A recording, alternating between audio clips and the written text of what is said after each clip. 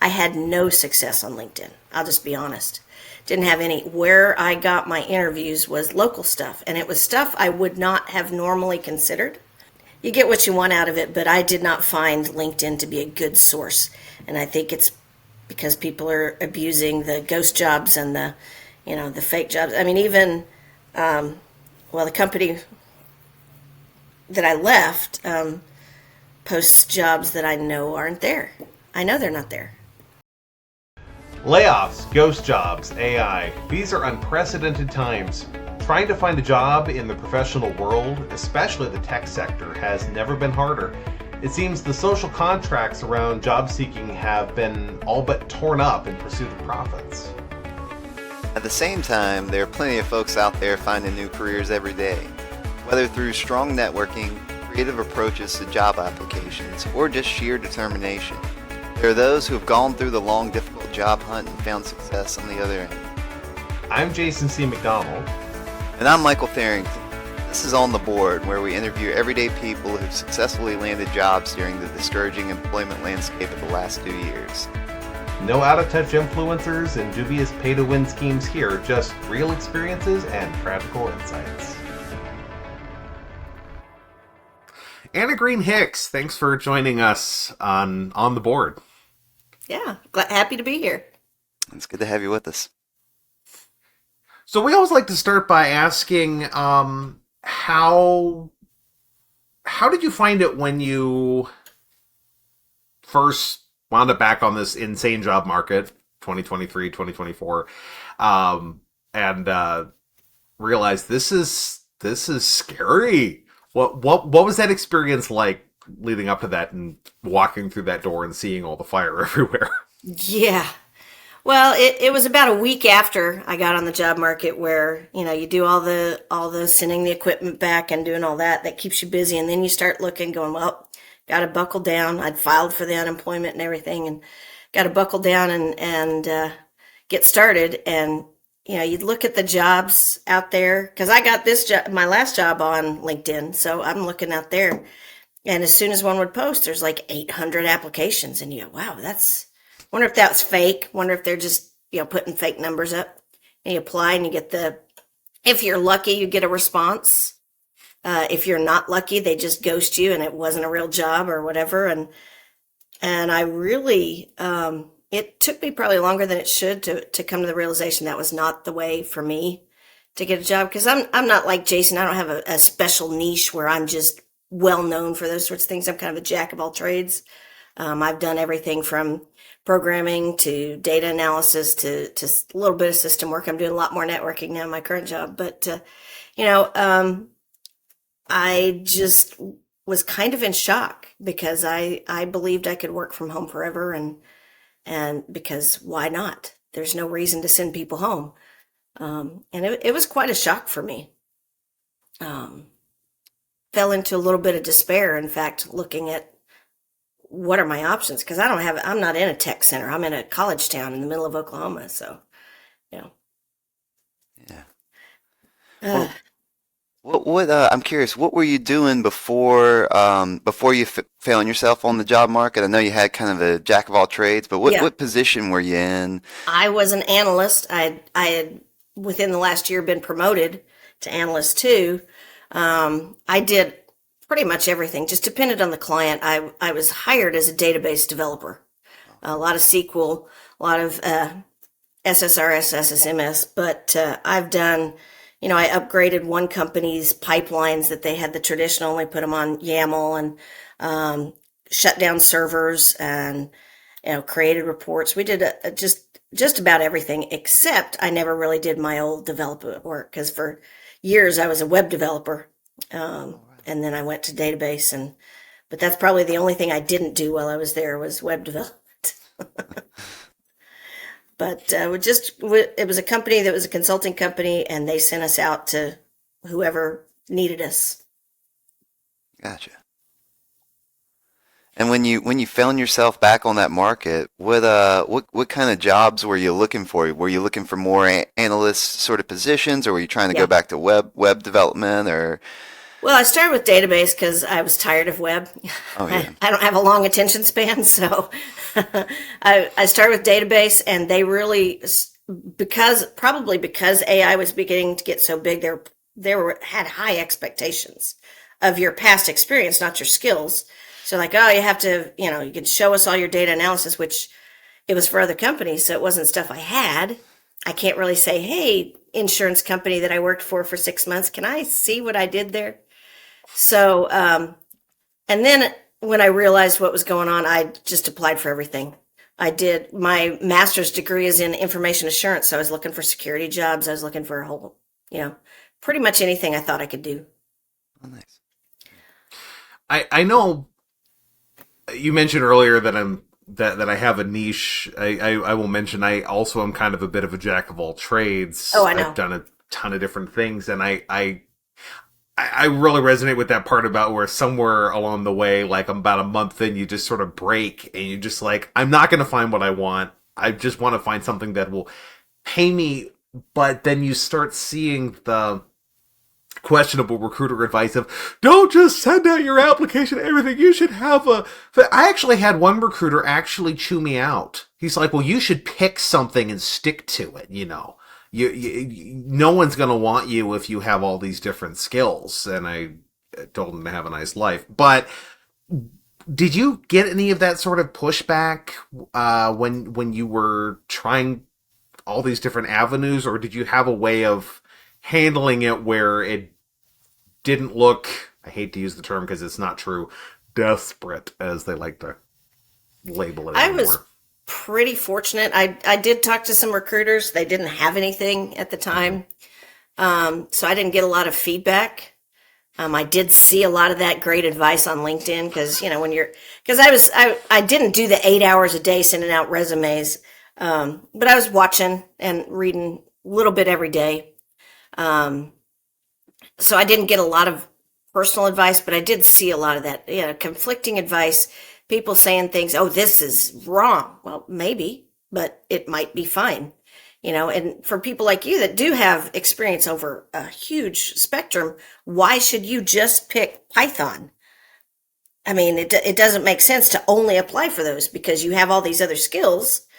Now, I'm not sure recruiters, either internal or external, accept that or understand that or even value that. But, why? That's a silly advice.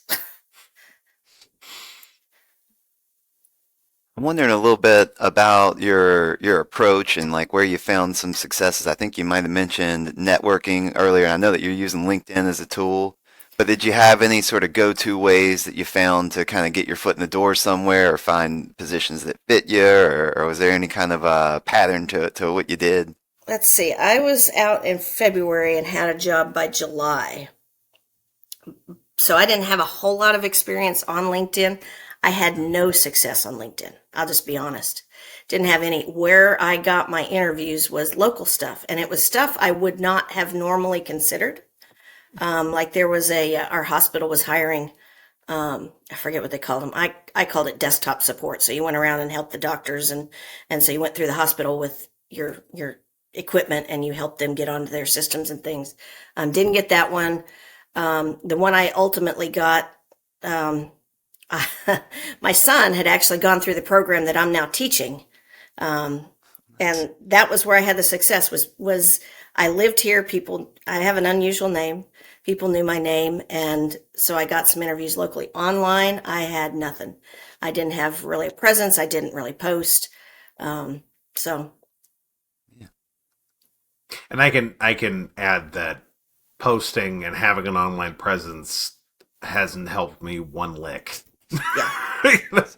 Yeah.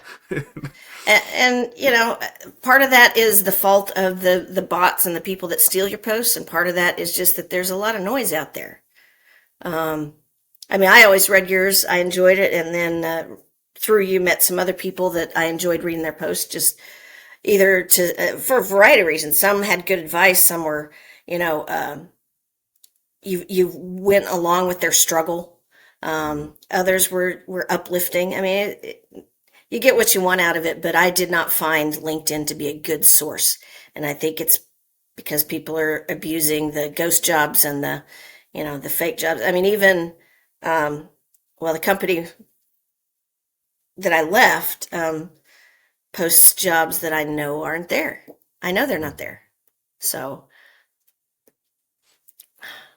Yeah, that's definitely relatable to me too. I've applied to a few places and just had them say, "Oh, we're gonna reconsider this. We're gonna reopen this in the new year, or maybe this wasn't the correct role. We're gonna change this slightly." And I'm thinking, do you really have any intention of filling this role? You know? yeah, exactly.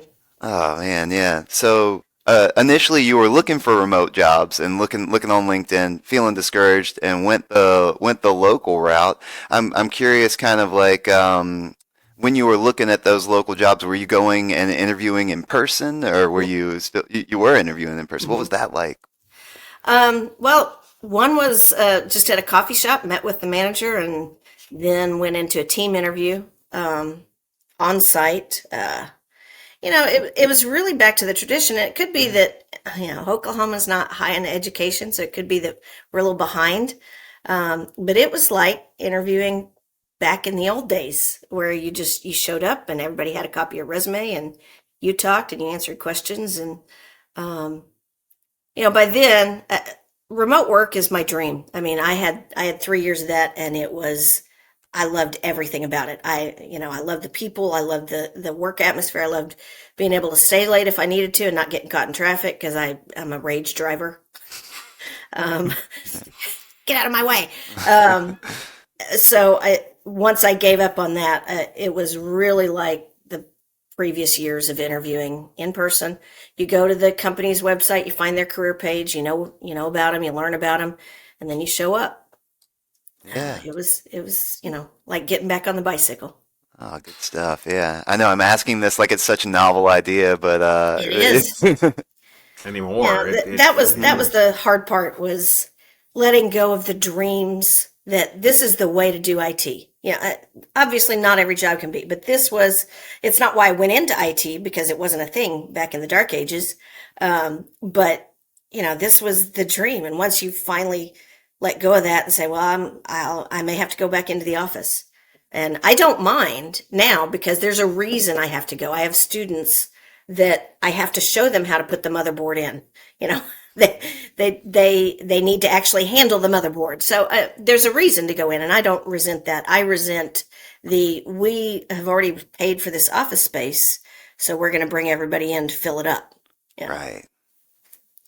So that was the hardest part, was letting go of that and saying, look, I'm just going to look for, out of the box. I don't particularly have skills in desktop support. I can figure out stuff, and I taught my boys how to build their great gaming computers that are better than mine. But it's not my skill set. My skill set's always been development and figuring out those puzzles. I love the puzzle of here's what we want at the end, and you just figure out developing. That's my love. But I'm still in tech. I'm still well paid, and I got a week off for Thanksgiving. More than we got sometimes with consulting, that's for sure. Yeah, I think it's interesting that you kind of shifted away from pure tech, because something I've been saying, I haven't said it on the show, but I've been saying it all over my social media for months now, is I've literally been advising people, if you're not stuck in tech, get out. It's a sinking ship right now. And is it going to recover at some point? Yes, but I think the only way, my personal theory is that the only way that the tech companies who are doing these ghost jobs and the AI screening the resumes and the return to office nonsense is if this market flips around and they can't find the people they need to fill the seats.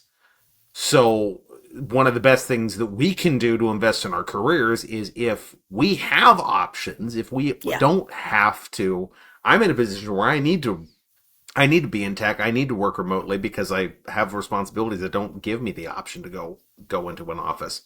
But, people who have other career paths that they can pursue, either tech adjacent or outside of tech altogether, sometimes the best thing you can do to invest in your career, I'm finding, is just create the scarcity that you're going to need to fill later. Yeah. Well, and that's kind of the way I went was, I can't compete. There's people that are better at this, and I'm going to let the dust settle before I see if I want to get back in, because right now, these poor people are out there, and some CEO thinks all I need is Chat GPT to write my programs. It's like, oh, good luck. I actually have a couple of programming students, and one of them was like, "Can I use it?" I said, "Try it." And he spent 45 minutes trying to figure out what was wrong with that Chat GPT program he got. He's like, I'm not going to do that again. Yeah. Yeah. No, I'd much rather debug my own stuff than someone else's, because I know what I put in there. Right. I had someone actually mention that. It's like, well, you know what? Why not just use ChatGPT? I said, coding with ChatGPT basically means that you are stopping the one thing about this job that anybody likes, which is writing code. Yeah. So you don't get to do the one enjoyable part of this job. And instead, you get to spend the rest of your career code reviewing a perpetually ignorant junior developer. Do you really want to do that? Yeah, that's excellent. Yeah, Jason, I think you had a better way of saying this, or you told me previously something about like in 2 years' time, all of the developer jobs are just going to be for folks to go clean up the AI mess that was created. So AI remediation. Yeah, I think it's going to be the next AI big thing. If remediation. somebody starts a That's consulting going to be a firm job around title. that, right? Yeah. AI remediation, absolutely, will be the hazmat team of code. Even if you write it yourself, you have to debug it. But I know what I was thinking when I put it in there, so it's much easier than going, what the heck is this nonsense? Right. Or at least if you're doing it with another person's code, then you're thinking, well, they have to have a rational reason that they Right. wrote this. But when you're dealing with AI, it didn't have a rational reason for any of it, because it didn't have rationality to begin with. Exactly. Yeah. So I'll let other people hash through that jungle of what it's going to look like. It's because it's going to be different on the other side. I think tech is going to bounce back eventually. I'm like you, but I crave stability more than feather edge, and it could be because I'm old. Yeah. Well, I think But- it'll bounce back too, but it will look very different. And Yeah. Now getting back, you said you were applying locally. Yeah.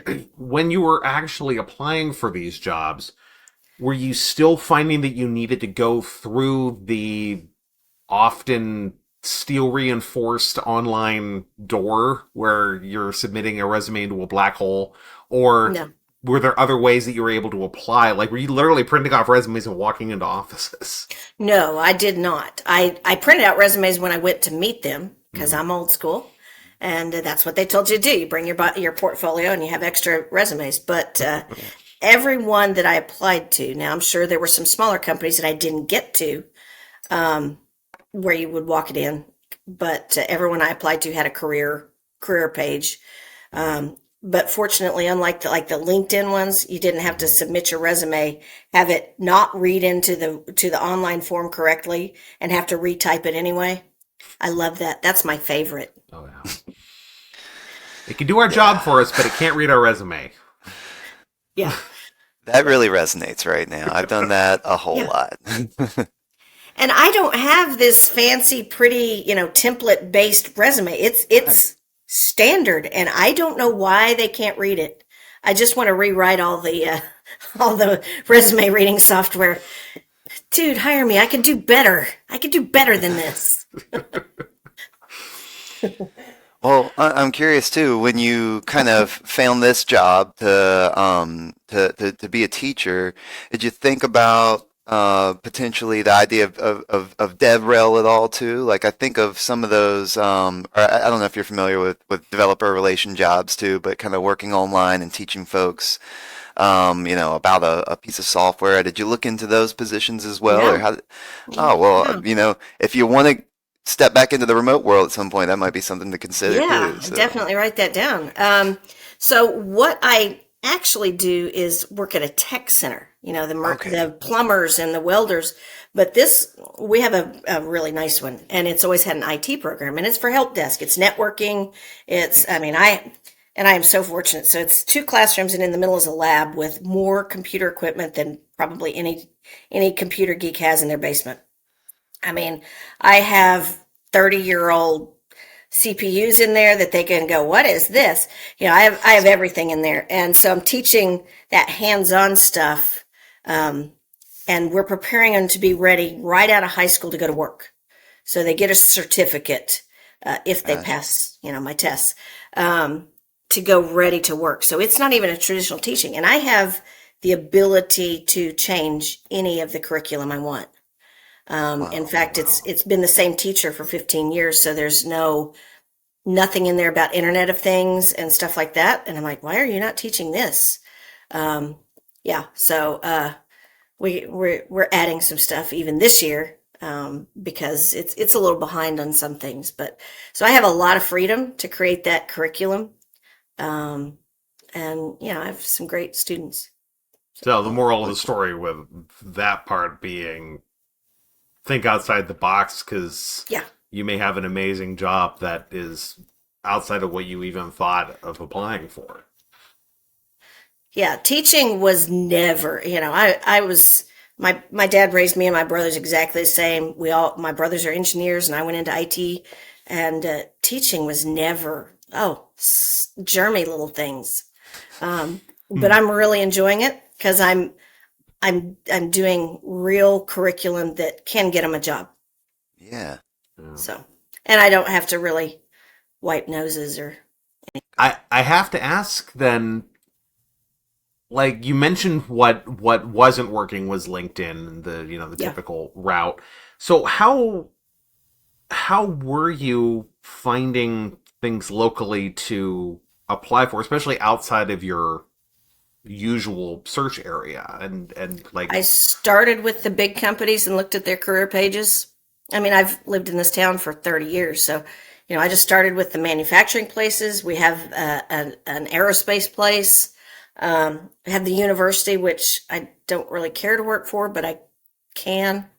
Our big hospital covers 2 or 3 counties. And then I went to the tech center, which I didn't expect this job to be open. Like I say, the guy has taught it since my kids were in school, good 10, 15 years. Nobody ever leaves this position, and I didn't expect to find anything. I was looking for like help desk type stuff. But there it was. So That's cool. Did you end up, I'm curious, and you may not have, but did you apply anywhere that didn't have an open listing, or get in touch with anyone just to see, like, hey, I'm free and I have these abilities, I want to work for you, or anything like that? no, because I was still so hurt by the layoff. Yeah. I told no one. I did. I told 2 of my kids, my stepkid's in town, and it's a whole different relationship, but I told 2 of my kids, and that was it. I didn't tell my parents because they're 90 and they wouldn't remember anyway. And I told my brothers, and those are the only 4 people I told. So no, I didn't ask people for help. I would have eventually, I'm sure. Once you get past that where you're like, well, I'm out of ideas, you start reaching out. But part of the problem is all of my great contacts were from other states. Everybody I know, nobody lives here. That's not true. But most of my contacts would have been out of state, which, my husband's here. He's got a niche job, and we really couldn't move. So it would have to be a remote job, which I did tell people in my online network. Right. They knew, but that would have come, and I'm glad I didn't have to get there, honestly. Yeah. There is a massive stigma for some reason attached to, being laid off, being unemployed. Yeah. Well, mine was because I felt duped. I felt tricked by the whole. It was such a great company, and I was blindsided, and I felt like I had fallen for the line, fallen for that, we take care of you line, and I did. But that was what was harder to get over than I'd been laid off before back in this tells you how old I was, back when the oil companies were folding. I worked for Conoco and got caught in a layoff when DuPont bought them. So I wasn't embarrassed then. This time I was, because I felt like I should have known better. Yeah, I think that's a really common feeling. I've certainly felt that before, and Yeah. it's hard to just open up and kind of tell folks like what you're going through. Yeah. But I think from being mostly unemployed, I have a part-time job right now, but for the past 6 months, I've seen that there's a lot of other people in Mhm. the same boat, and at least it's given me like a sense of community with Yeah. other unemployed folks out there, you Yeah. know. Yeah. Sorry, no question there, just commenting on what you're No, it saying. does. And honestly, I was so lucky I wasn't out there long enough to where that became my Yeah, next step. So, that's good. When you were applying for these jobs, especially since they were a little outside of your normal, um, perhaps your normal vein, did you find that you were needed to make a lot of changes to your resume or write interesting cover letters? Like, were you adapting how you applied to the job, or did you kind of have a one size fits all? I'm a jack of all trades here. Here's what I do type of approach. for the local jobs, yeah, I tweaked it, but when I was sending out on LinkedIn, you have my skills listed. You're probably not even going to read it. So I didn't write cover letters. Speaking of old school, you always wrote a cover letter because that's where your personality, that was your hook. And I just, when they said cover letter optional, I just went, yeah, no. Maybe that cost me jobs. Maybe it didn't. Everybody's got their opinion. We've heard from a couple of people, including Jennifer Rorix at episode one of this uh, series, that cover letters, that no one reads them anymore. Like, Yeah. if it's optional, they're literally just not going to read it. Yeah. Yeah, and meeting folks in person, you get to let your personality through Yeah. a little bit more too. I think that's kind of a cool thing about being able to take in-person interviews. And on that note about interviews, did you have any go-to questions that you would ask the interviewer to kind of learn more about the place that you wanted to join? Like, is there anything that kind of came up steadily that you would ask folks to just probe them a little bit, or? Well, usually one of them I've always asked is what's the hardest thing about the job? And it doesn't always give me a lot of information, but sometimes you get some good info. But that's my big one because I don't want to hear the day in the life kind of thing because usually they've explained that. Um, so that's one. Um, I like to know how long everybody's been there and why the position's open because sometimes sometimes it's open because the guy only lasted a month for whether it's because he couldn't take it anymore or because you couldn't take him. So Right. um, nothing really creative. I did practice a lot of interviews. I did a lot of interview practice because I was out of practice. But I don't know that I had standard questions for it other I than got that one.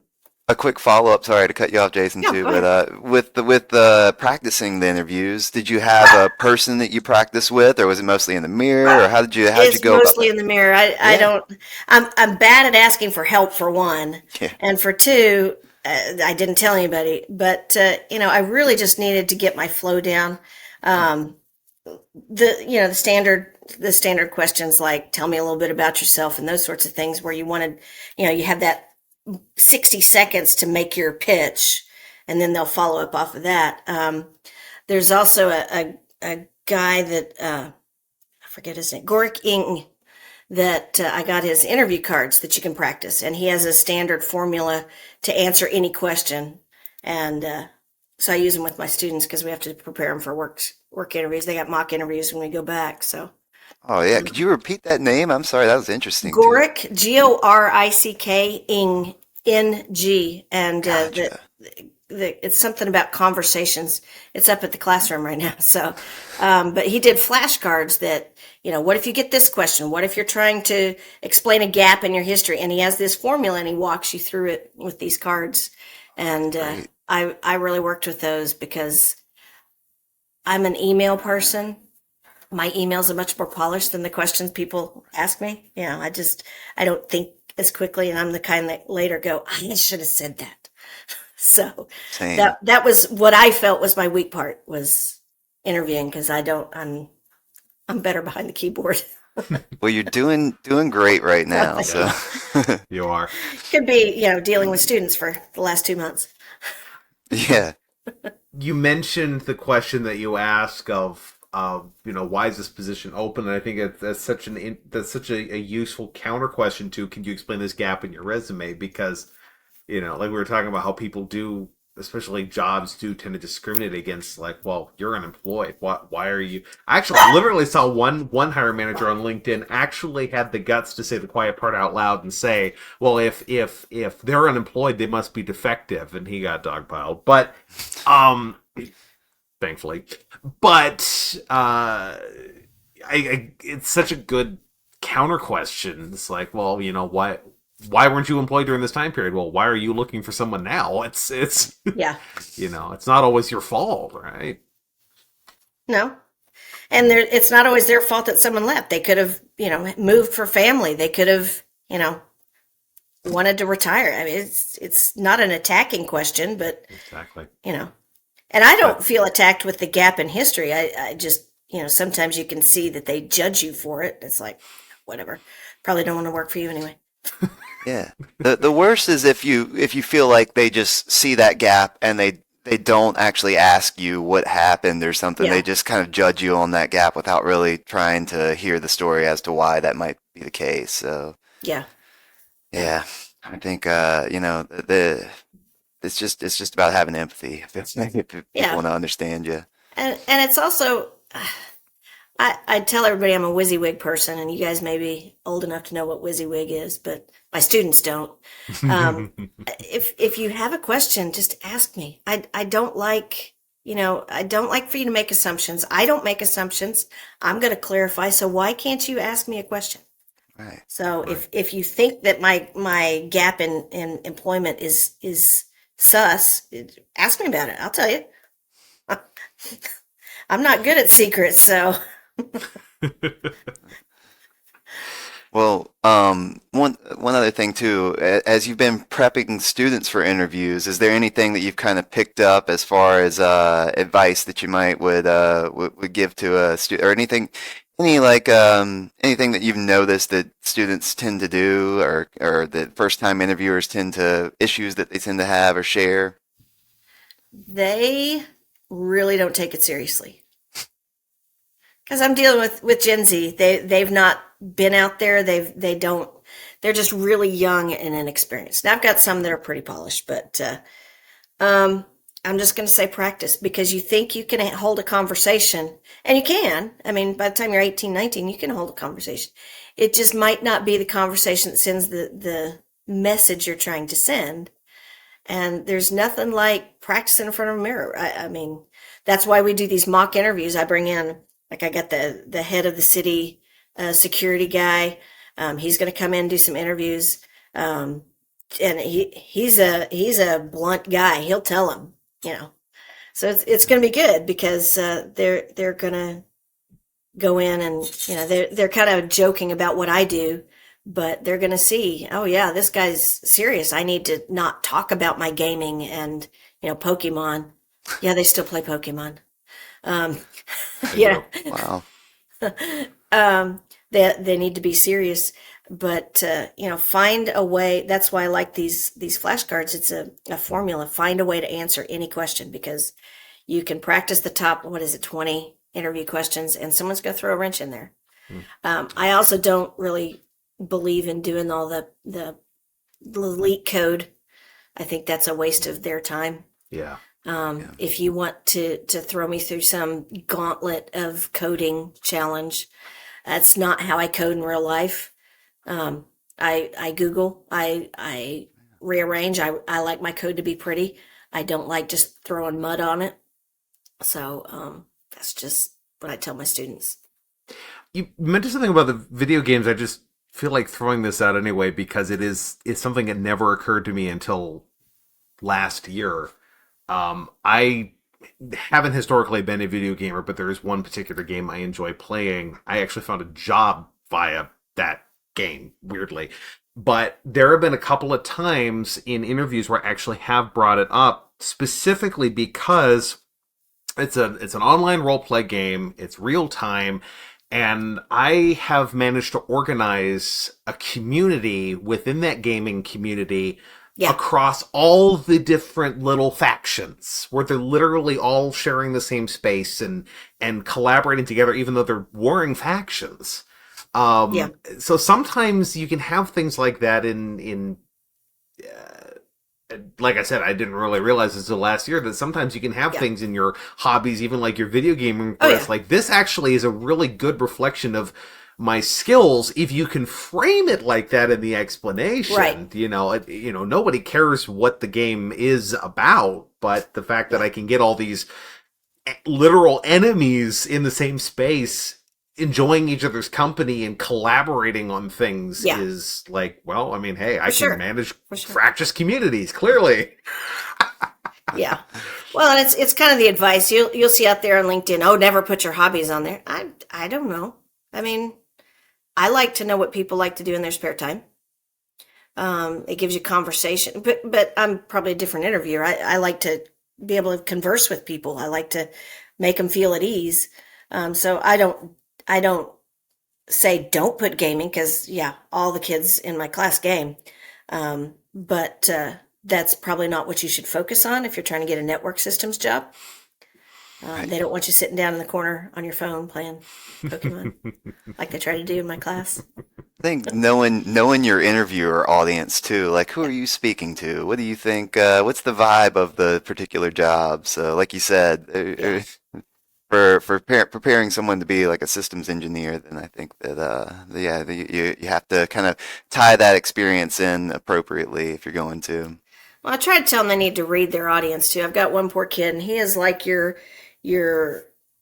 stereotypical programming geeky. He says things that you go, okay, he's very black and white. And he was telling me the other day, nobody really likes me. I said, you're in high school. That doesn't count. Nobody likes anybody in high school.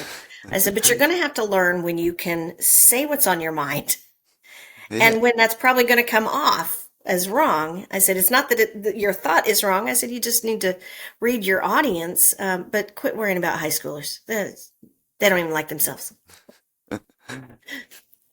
I definitely relate to that. Yeah. Well, look, I realize we're running up on our time here, so I'm going to go ahead and pull the final question card here. And do you have any closing advice for any job seekers like us that are out there looking around trying to find stuff? Any final advice, final words for folks? Well, if I were as talented as you guys, I would, branch off and be entrepreneurial in spirit. But for the rest of us, that aren't quite as talented, I would just say start thinking outside tech. I mean, it's a tough field. Tech skills can translate to anything. You can take that, because tech is everywhere. So you can take it in a whole host of things I never thought I would teach. There's just no limit to where those skills can take you. And it doesn't have to say IT in the job title for you to use them and be successful. So just start thinking crazy. Just think crazy. Oh, I like that. That's crazy. Yeah, it's a good way Let's to get that on t-shirts. Right? Yeah. Think crazy. Yeah, absolutely. You can copyright it if you want. New show slogan. Anna, thanks for joining us so much. Really appreciate it. Oh, no problem. It's great talking to you guys. I miss my tech people. We're here. You've been such an awesome guest, and this is just a great way to close out the season. So thank you very much for joining us. Yeah, I appreciate it. Y'all have a good day. You too.